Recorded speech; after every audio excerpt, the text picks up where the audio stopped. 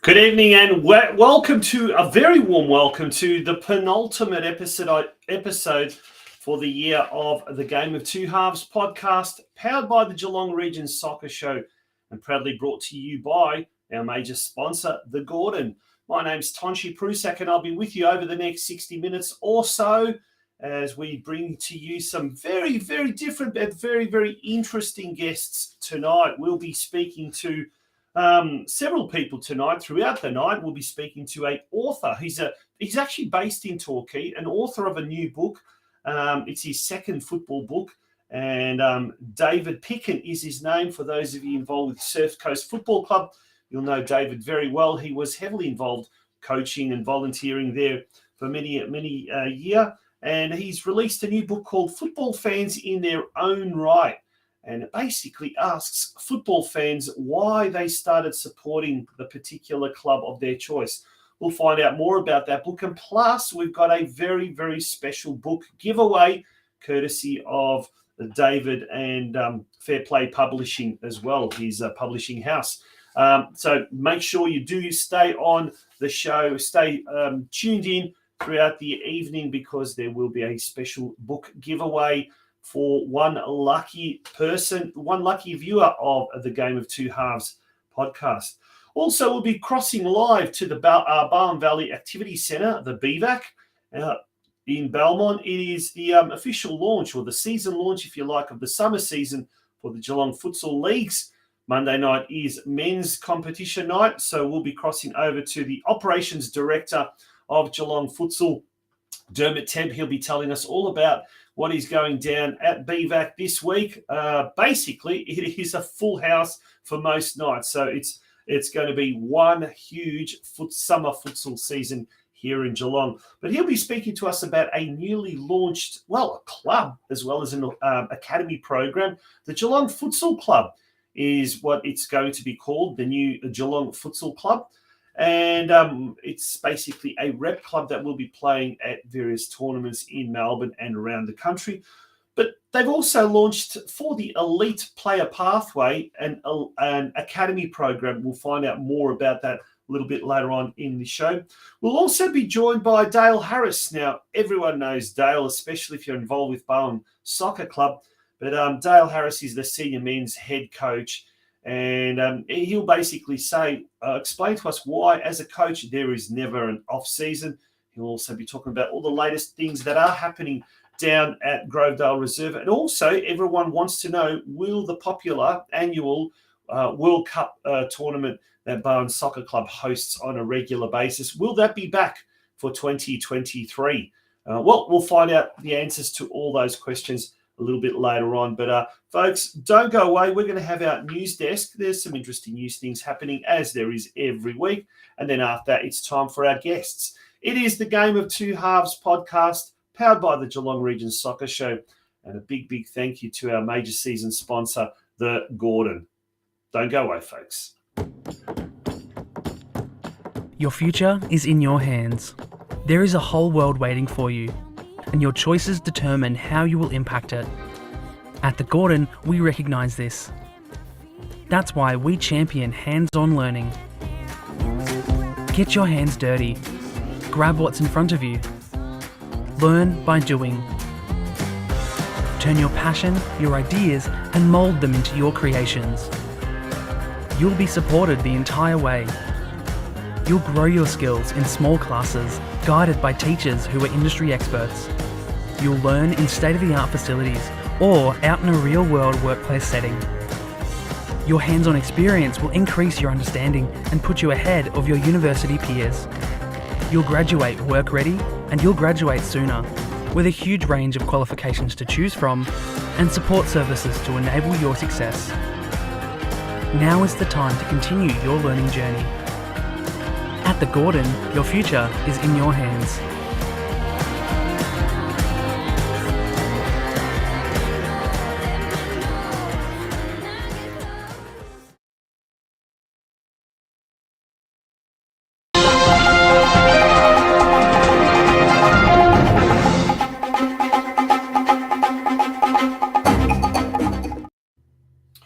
Welcome back to the Game of Two Halves podcast, powered by the Geelong Region Soccer Show. We'd love to hear your feedback on how you've seen the year this year. Is the Game of Two Halves podcast an appropriate name for a podcast around the Geelong region, or should we next year return back to the Geelong Region Soccer Show? Let us know what you're thinking and what's happening at your club. Tell us which club you support, and tell us, is there any interesting news happening in the off-season? Any coaches being appointed? Any players signed? We'd like to know all the goss that is happening. Pop it in the comments section. Let's start off with what is making news in the local Geelong Advertiser, the local press. And as we can see, last Saturday, Muika rides his last wave. So a story there about a long-time coach of Surfside Waves, Pablo Mujica, who has... unfortunately, after 10 years, he has parted ways with the Surfside Waves. Dan Benson, an experienced player, and he was the captain of the Waves. He has now replaced Pablo Mujica as the coach of the Surfside Waves senior men's team in State 5 for next season.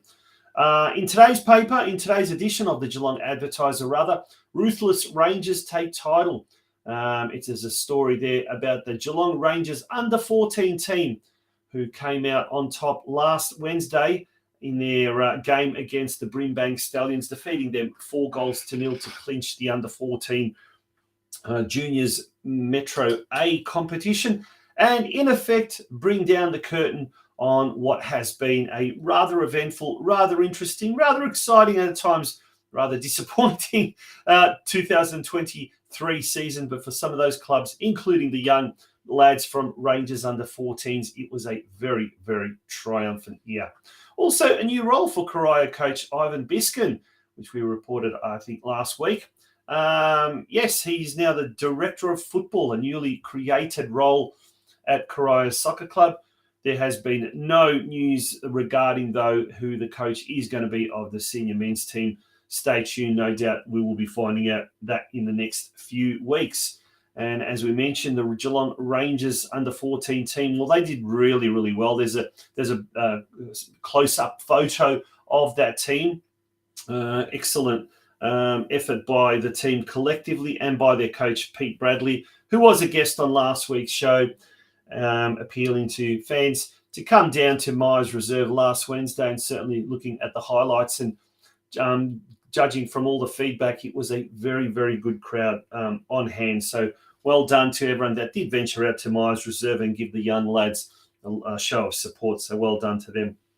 Look, as we mentioned earlier, the Geelong Futsal season has kicked off tonight as we speak. And as you can see there, on a Monday night and the Wednesday night, it is absolutely chockers. It's completely full.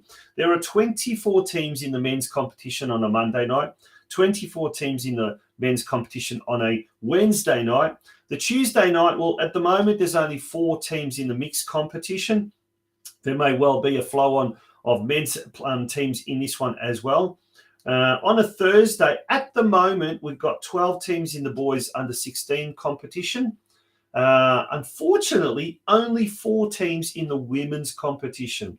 That's pretty disappointing, ladies. I would have thought that with all the interest in women's football at the moment, there'd be a lot more than that. But look, there's still time before Thursday. Hopefully you can get a team together and we can have at least 6 teams in a competition, a women's only competition. So for all inquiries, do contact admin@geelongfutsal.com.au or call 0455 199 909. We will be speaking with Dermott TEBB from Geelong Futsal a little later on, and he may actually have some updates with regards to those number of teams. Hopefully there are more teams as well. The boys under 14 on a Friday night, under 12s on a Saturday, and under 10s also on a Saturday. As yet, we don't have competition details with regards to how many teams, etc. We're going to touch on this, but we'll talk a little bit more about this with Dermott later on in the program. The Geelong Futsal Club has been created, has been founded, if you like, and the expressions of interest are now open for its academy program. So to register your interest or for more information regarding the Geelong Futsal Club Academy program, click on the following website, www.geelongfutsal.com.au. There's /program/ all, it's all there. But if that's too hard to remember, just go geelongfutsal.com.au. All the information is there that you possibly need. Also, just a reminder, as the season kicks off, that all players must have completed and paid for their individual player rego via Play Football. This is your insurance, so it is vital you complete it in order to take the court. Any questions, once again, head over to that website, geelongfutsal.com.au. Now, over in Adelaide over the weekend, it was the Australian-Croatian soccer tournament was held on the weekend. Unfortunately, the North Geelong teams didn't do too well. They didn't qualify for final of the men's Division 1, the women's division, or even the Masters competition. However, what did, from a local perspective, a rather significant occurrence was the induction of one of North Geelong Warriors' 3 co-founders into the Croatian Soccer Association of Australia Hall of Fame. Aldo Sakita, a well-known name, coming from a well-known family in Geelong, was one of 3 men who in 1967 founded the North Geelong Warriors Soccer Club. And there he is, Aldo, flanked by his 2 daughters. He received the ultimate accolade, if you like, in the Croatian Soccer Association of Australia Hall of Fame. A fantastic achievement. There's Aldo on stage when he's receiving his award, and North Geelong President Tom Trupkovic there at the podium. He's paying tribute to Sakita Senior, and Aldo is joined there by his 2 sons, 2 well-known identities in the local football community, John Sakita and Mario Sakita. So congratulations to Aldo Sakita. There he is, flanked by members of his family as well as members of the committee of the North Geelong Warriors. So fantastic news there, and well done there. We'll have a little bit of this is on the North Geelong Warriors Facebook page, a little bit of a tribute there, so you can read that entire tribute to Aldo Sakita on the North Geelong Warriors Facebook page. Now, also speaking of the North Geelong Warriors, there were at least 6 players from the North Geelong Warriors that are currently up in Sydney representing Victorian country state team. They are Kian Arjamand, Tobias Servin, and Aham Islam from the under-15s, and also Marko Juric, Luka Didolica, and Marcus Periton from the under-16s team. So that is well done to those 6 youngsters who are representing the Victorian North Geelong, representing the Victorian country team. There we go, the Victorian white team in the under-15s and the under-16s. And if we look in the under-15s there's also another Geelong boy, Carl Leban, who was playing with Western United. He also was part of the under-15s team, and also in the under-16s, Patrick Wall, who also has played at North Geelong Warriors throughout his junior days. So well done to those 2 as well. In the boys Victorian blue team, which is the Metropolitan team in effect, There is a very famous name there in the under-15s, Anthony Didlitzer, and that is the son of Ante Didlitzer, former Coroyo and North Geelong coach as well. So he plays his football now at Melbourne City, I believe. So there's quite a few Geelong representatives there in the Victorian state teams, both the Metro and the country teams as well, and they are in action in Sydney as we speak this week. That brings us to the end of the news desk. We're going to take a very, very short break. Folks, when we return, we're going to be speaking to an author of a new book by the name of Football Fans in Their Own Right. David PICKEN is based here locally. He lives in Torquay, has been involved with the local football scene via the Surf Coast Football Club, and he'll be telling us all about his latest book, his newest book, straight after this break. Folks, don't go away. It is the Game of Two Halves podcast, powered by the Geelong Region Soccer Show, and proudly brought to you by our major sponsor, The Gordon.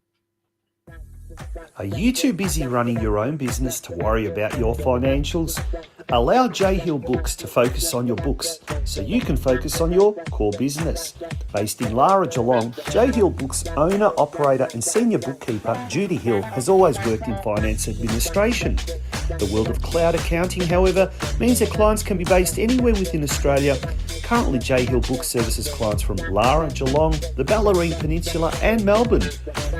You won't need to come home from working all day and start on paperwork. You can spend your time in other productive areas such as marketing or quoting, or even better, come home and switch off. You will know how your business is tracking as often as you need, whether that is on a weekly, monthly or quarterly basis. You can be satisfied that you are meeting your legal requirements to your staff and to the ATO. And deadlines will no longer be stressful for you.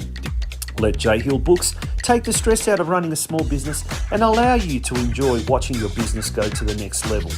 For more information, visit our website at www.jhillbooks.com.au, or better yet, call us on 0402 469 243 or email us at info@jhillbooks.com.au. Welcome back to the Game of Two Halves podcast. It is my absolute pleasure to now introduce to the show.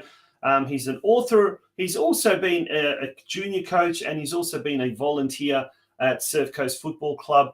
But tonight he's going to be talking about his new book called Football Fans in Their Own Right. An absolute pleasure to welcome David PICKEN. David, good evening and welcome to the Game of Two Halves podcast. Good evening, Donchi. Thank you very much for asking me to come on. It's very kind of you. Thank you. Mate, thank you so much for coming on the board, on the show. But now the latest book, it's an interesting book. It's a compilation of I guess various people who have explained how they came about to enjoying or for supporting their team. It's called Football Fans in Their Own Right. But the inspiration came from a very unusual place, if you like. Of all places, it came during a Christmas Eve mass in South Australia. Tell us a bit more about that. That's right. Yeah. Well, I think I can say that the idea of the book has been in my head for a long time. We all know of well-known people who follow football teams. We can choose several. Let me just choose one random. Elton John. Lots of people know that he follows Watford, and of course has done since he was a boy. And at one time he was the chairman of the club. There are lots of people like that. So the basic notion of the book, the basic idea, has been in my head for quite some time. But you're right. What really sparked me into action was being at Christmas Eve Mass at a small town in South Australia where my daughter was living, and the priest. In his words of introduction, I would say, I think he was quite clever. The Pope Francis had only recently become Pope at that particular time. And remembering that we're in South Australia, not in Adelaide, but not very far from Adelaide, and his words of introduction were something along the lines of, I just want you to all know, ladies and gentlemen, that the Pope is a Crows supporter. And as you can imagine, there was a kind of like a bit of movement in the congregation, and people sort of edged forward and thought, what's all this about? The Pope supporting the Crows. Of course, then he went on to say that the Pope follows San Lorenzo, one of the top teams in Buenos Aires, and San Lorenzo's nickname is Los Cuervos, which in Spanish is the Crows. So I thought that was quite clever, because he'd pulled people in straight away. And so it was actually that, and I thought, yeah, that idea I've had of actually basically what the book is getting well-known people to write about why they follow the team that they follow. Maybe I should do something about it. So I think what I can say is that also, just as it were to follow on from that, initially the working title of the book was Famous Football Fans. But I do have some famous people in the book, as I think you've already noticed. But I realized that, okay, I'm not going to get a book full of famous people. It won't be possible. And so then I started casting around and thought, well, yeah, maybe there are other people who, they might not be famous in the orthodox sense, but they have a football story to tell. I felt as if I could justify different people, if I could get them to actually make a contribution, then justifying why they should be in the book. Well, that was down to me. I mean, the basic structure of the book is the person writing about why do they follow a particular football team, and preceding that, if you would like to call it, is my introduction to that person, in the shape of a mini biography, I suppose we could say. And so that was my task. Once I'd got these people lined up, in the introduction, making a case for why they're there. And so that's where we are with football fans in their own right. Obviously, I'm playing around with the word right, W-R-I-T. Very, very. But yeah, I think it works. Yeah, no, absolutely. I think it works absolutely brilliantly, to be honest. I think there it is. It comes across really good. Now, apart from Pope Francis, we've got Bishop Libby Lane, actor Sir Tom Courtney, film director Ken Loach, and then Australians such as Peter Wilkins, Ivan Hill as well. Then we've obviously got people like Chris Niku, who was the chairman of Football Australia, Brendan Schwab, Frank Farina is another one that's really comes to mind. But one particular interesting one from a local perspective is none other than local doyen, local football historian Roy Hay. Roy's an historian, and he's got a really interesting story. Air United. We don't really talk about that club. But what was Air United? Why was that so close to Roy's heart? Well, that's the part of the world where Roy comes from. You know, he's followed Air United since he was a boy. And as he describes in his story, you know, he's actually got direct connections to the club with members of his family being involved. So yeah, that's put very simply, that's where he is from in the UK, where he was born and where he grew up and where he played his own junior soccer. What about some of the other individuals mentioned there? Were there any really interesting stories that stood out for you? Yeah, there were. There are a lot. I mean, you know, how long have we got? Probably not that much, but doesn't matter. No, but I'm just trying to think. Just to choose a couple for you. I think the two I'm going to. Well, the first one I'm going to choose is the former referee Keith Hackett. That may not be a name that jumps off the page to some people, but me being a POM, you know, I know who Keith Hackett is. And a couple of things maybe we can say is that when football refereeing in the UK went professional, and they have this organisation, PGMOL, however they say the acronym, Professional Games Match Officials Limited. Keith was, when he retired from refereeing, he was actually the manager of PG Mall. Righto. Yep. The top refereeing thing. He never refereed in a World Cup, refereed in Olympic Games, but one of the things that he is well known for is the fact when he refereed, he got the opportunity. You only get one. He refereed an FA Cup final, and we may have some, dare I say, some older listeners who are Tottenham Hotspur fans. They will remember the FA Cup final when Tottenham won the cup and beat Manchester City in a replay. And in Keith's piece, he was the referee of that game. And it's characterised by the winning goal from Tottenham was an absolutely mesmerising goal scored by the Argentinian player Ricky Villa. Mm-hmm.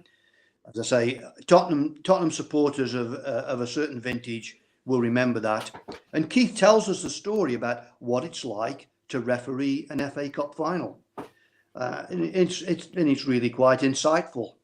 But then he also goes on to talk about following Sheffield Wednesday. I mean, when I first recruited him, that was what he was going to do. He was going to write about Sheffield Wednesday. I worked out, discovered that he was a Sheffield Wednesday fan, famous referee, and would he like to contribute to the book? And he said, yeah, he would.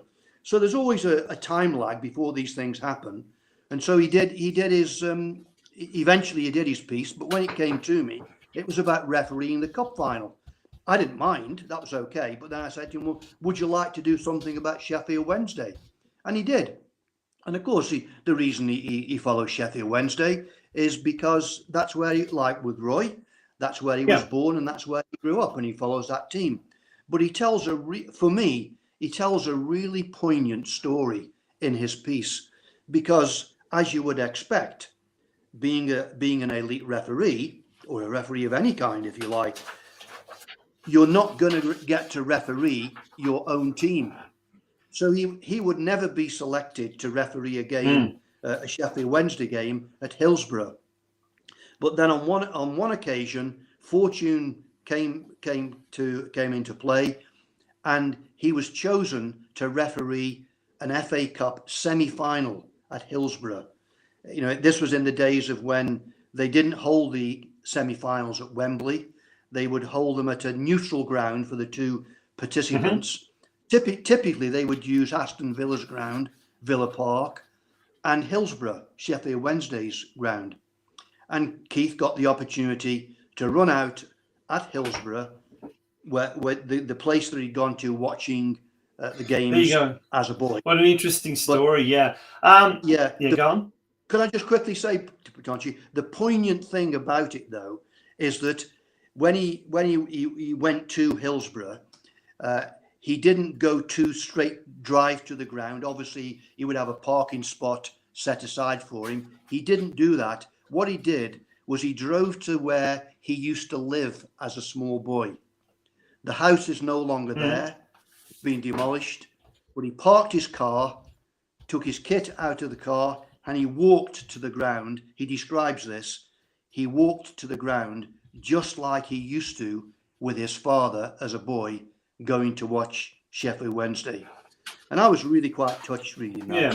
So that's quite a special one. Well, that's just one of many, of 29, in fact, stories. So it is a phenomenal read. It's recommended retail price is $29.99, and it's available through Fair Play Publishing, available at all good book stops, but you can go online on Amazon. Is that right?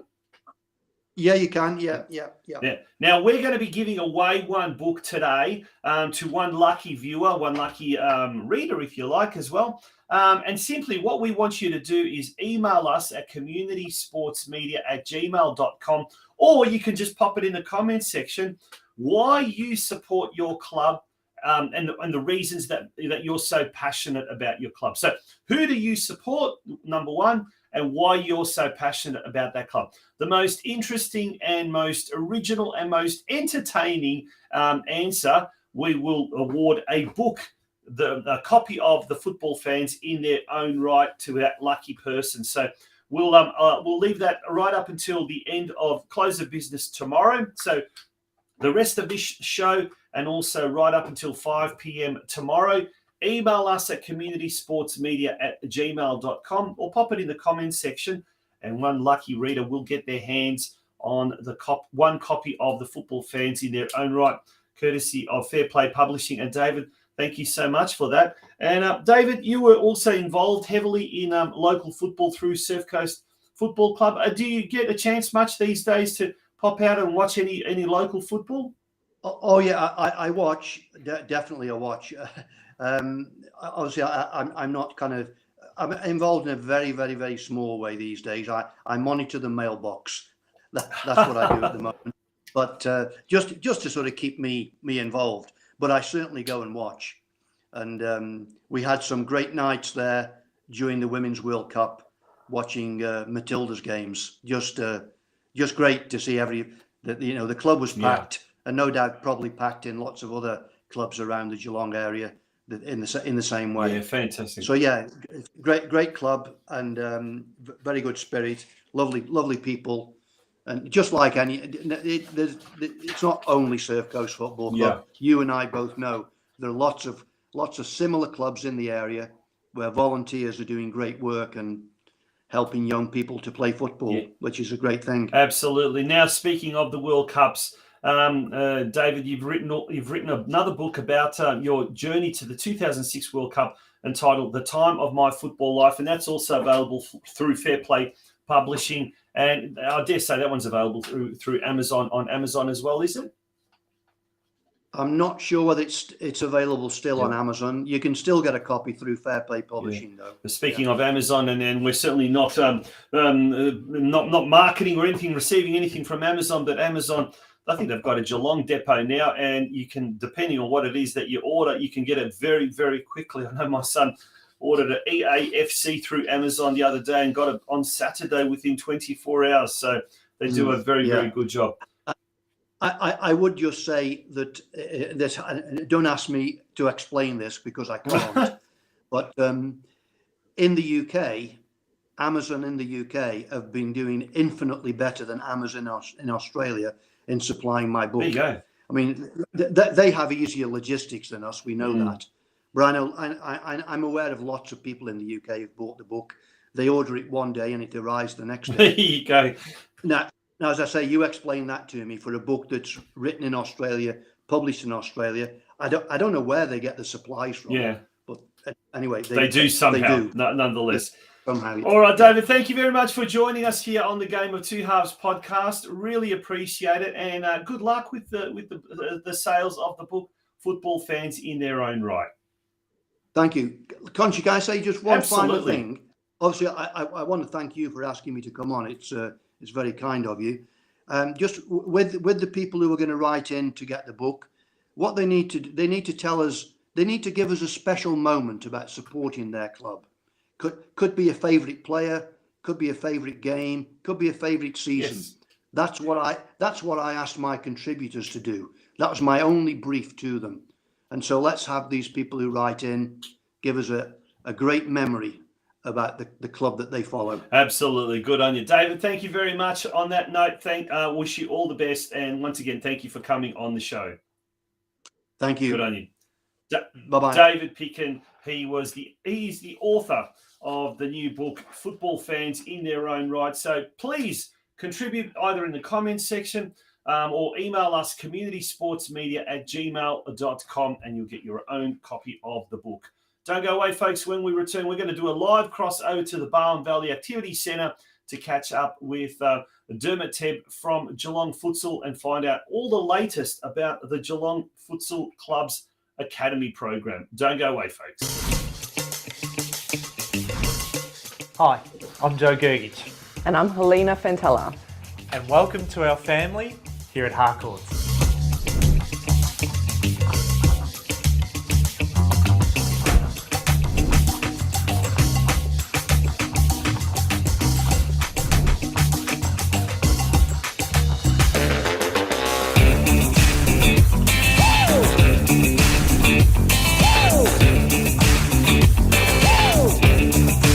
Everybody get up.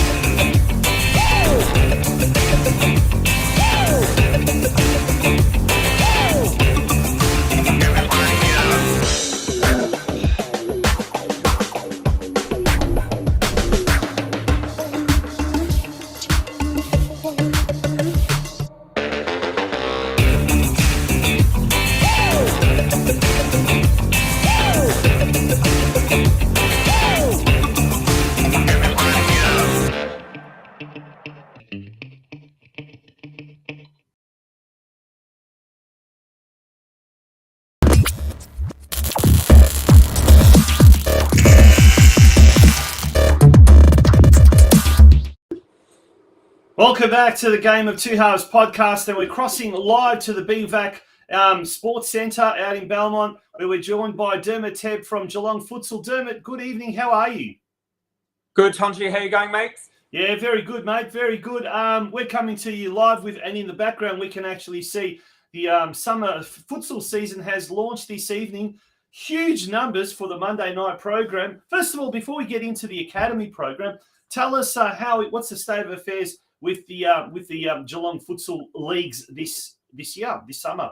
Mate, the leagues are going very strong. Like you said, there's good interest. Tonight we are at capacity with a number of our competitions, and the rest are really close. So if people are still looking to put in teams, we're doing grading for this week and this week only, and proper competition will commence next week with the extremely limited and some already finished up. So hopefully we will reach capacity in all the competitions and put on a good show for everyone that you can see there in the background. Yeah, that's fantastic. The only I guess disappointing thing is that the women's competition is struggling at the moment, or has there more teams been entered in the last couple of days?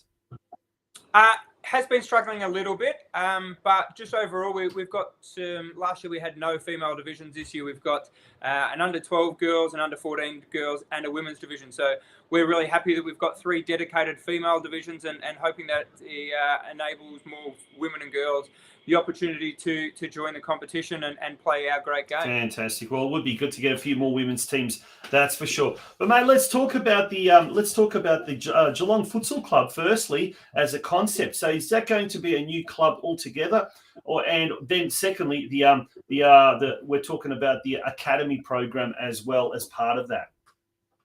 It will be. So obviously we've been running competitions here just socially for people wanting to have a kick. And the quality we've found is quite high. So we wanted to allow both kids and adults the opportunity to potentially have a go at the next level, and both train and try play against some of the best kids in the state and across Australia. Oh, brilliant. And that's where the academy program comes into it, yeah?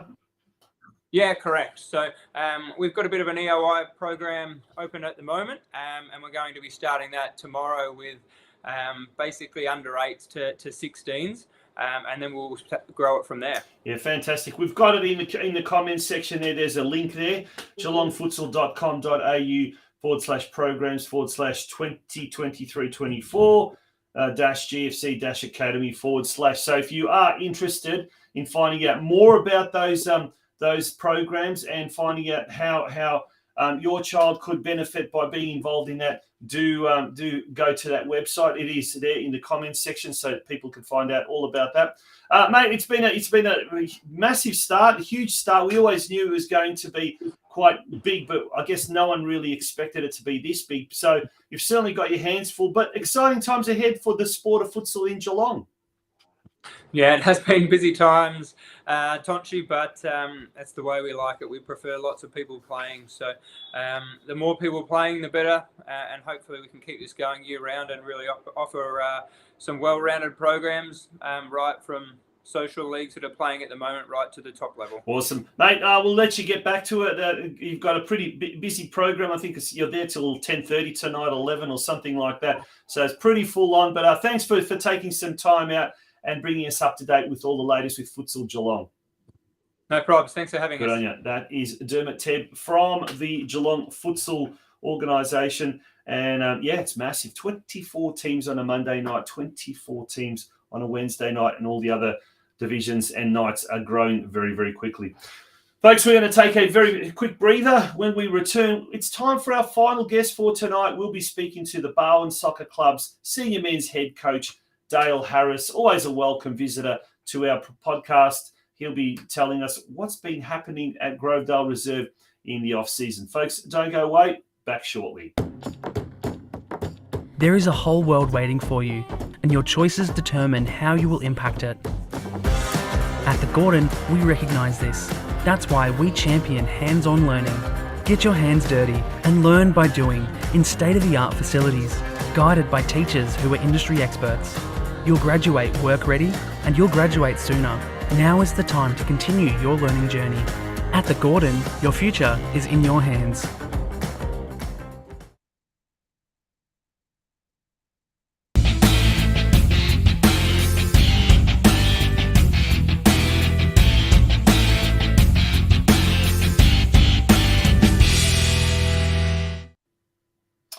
Welcome back to the Game of Two Halves podcast. We're in the home straight now, and it's an absolute pleasure to have this man on the show. Always is. He's very, very popular, and he's an icon of the local football community. And he's the Barwon Soccer Club senior men's head coach. A very, very good evening to Dale Harris. Good evening, Dale. How are you?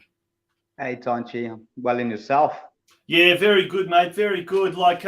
Well, we were talking off air earlier tonight, and we were saying how for a coach, a local coach, it just never seems to be any off season. There's always work to do, always preparations for the next season ahead. How you been? How have you had a chance to switch off and go on a little bit of a break, or has it been like all systems go, getting ready for 2024? I'd say it's all systems getting ready for 2024. It even started before the season was over. You're always ready to go. You can't wait for the break, but then when the break happens, you can't wait to get started again. So we were already, Kieran, myself, and Wayne were doing shortlists already before the season ended. Yeah. So it never stops. It never ends. Now let's cast our mind back to 2023. It was the first year that the Barwon Soccer Club played in State 4 after gaining promotion from the previous year. How did you find it overall? Well, the games were, it had to get played over 90 minutes. So, like I said before, with State 5, you could wrap up a game in the first half sometimes. But we found out that on numerous occasions that even a 3-goal lead wasn't enough. You had to fight till the last minute. So that was the difference between State 4 and State 5 that I found this year. The standard was much better. Individual quality players. There were a lot of game changes in every club, at every club. So we had to do our homework. We had to prepare ourselves fully for the games every time. It was just competitive. There was no real easy team at all. No team where we could focus on goal score, getting our goal difference up, or perhaps giving some fringe players a start. It was just one of those tasks where we had to field our strongest squad. That was available all the time. And we saw it's just a hard league to get out of. We saw Surf Coast did so well, gallantly, in fact. They got through to the playoffs and just couldn't. It fell at the last hurdle on penalties, which is unfortunate. But it is a very tough league with only one team automatically gaining promotion.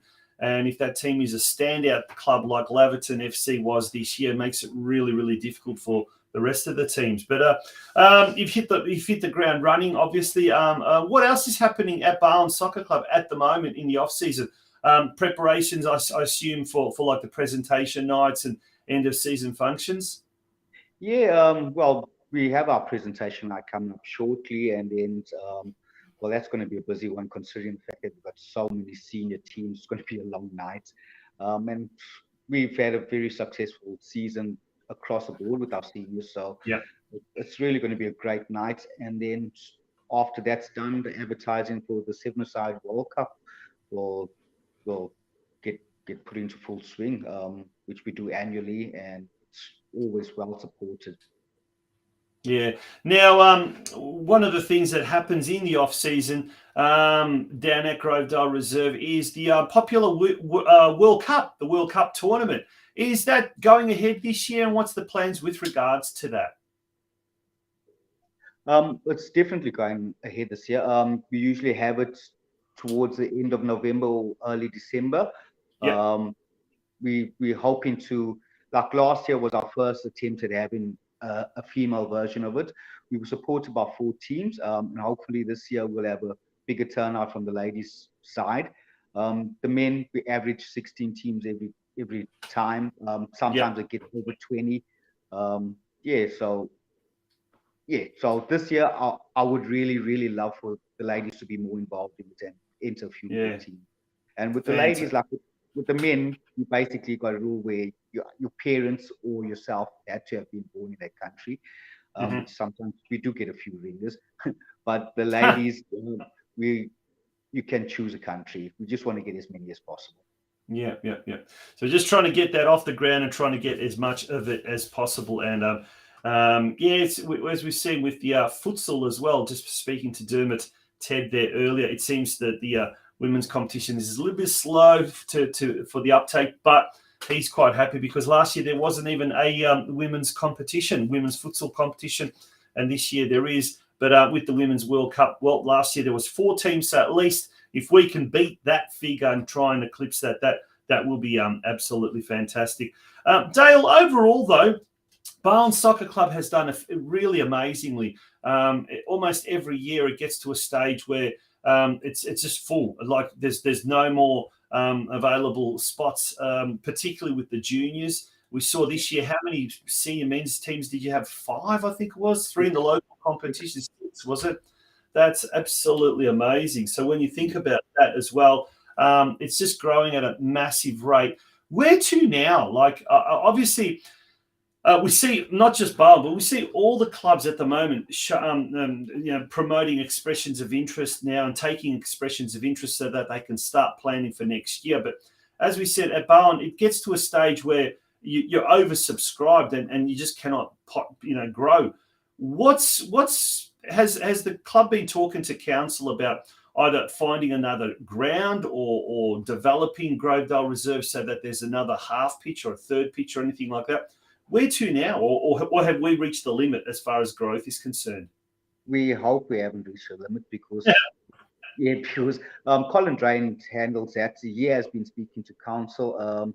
It has become almost ridiculous to keep our field in good condition for the full season. Yeah. Because there's so many pairs of boots training on there every single night. When the seniors rock up at training, there's about 150, 200 kids training before us. So that ground, the wear and tear is just ridiculous. Towards the end of the season, we could actually count the blades of grass on the field. That's how bad it was. The clouds of dust everywhere. We had to try and manage it as best as possible. So one night a week, the seniors and a few junior teams, we got trained up in Armstrong Creek just to give the ground a bit of a breather. But hopefully council, listen to our pleas, and we're in desperate need of more training facilities. We are 100%.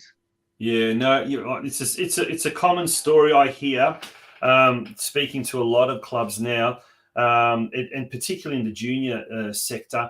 It's just impossible to try and accommodate everyone. But hopefully things will start to change and start to improve over the next few years, because football is definitely here to stay, whether councils do like it or not, and especially with the G21 soccer strategy being updated as well. And there is definitely a call for more facilities, more grounds, better quality pitches as well. Hopefully we will see the fruit of that struggle bearing fruit in the next few years. Yeah, absolutely. Yeah. It's a must.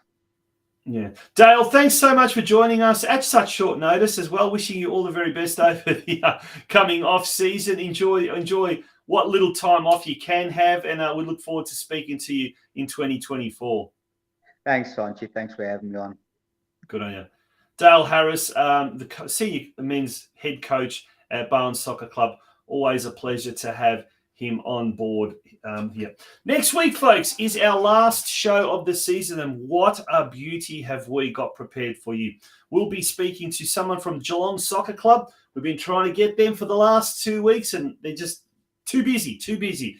But we definitely, I have been promised that next week we will be speaking to someone from the Geelong Soccer Club, and there could be a huge announcement being made by the Geelong Soccer Club, hopefully later this week and in time for next week's show. We'll also be speaking to someone from the Masters Summer League. They've got a massive off-season league happening in February and March every year, and it seems to be growing bigger and bigger and bigger.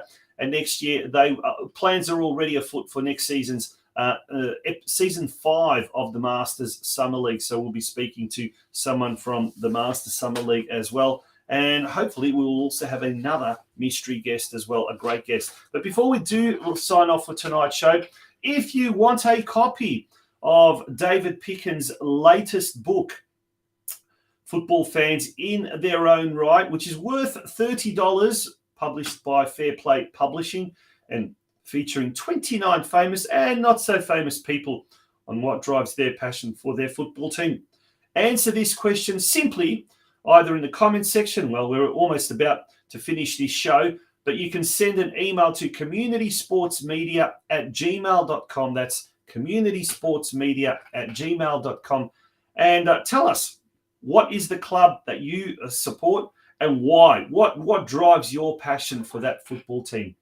The most entertaining and most original answer will receive a copy of David's book from Fair Play Publishing. $29.99 is its value. Football fans in their own right. You can also buy that book through all good booksellers and also via Amazon online. Folks, that brings us to the end of episode 124 of the Game of Two Halves podcast, our penultimate episode for 2023. It's been an absolute pleasure being with you tonight. It's been an absolute pleasure being with you all year. We've got one more episode to go. We'll see you next Monday night at 8 p.m. again on this Game of Two Halves podcast. My name is Tonchi Prusak. Good night.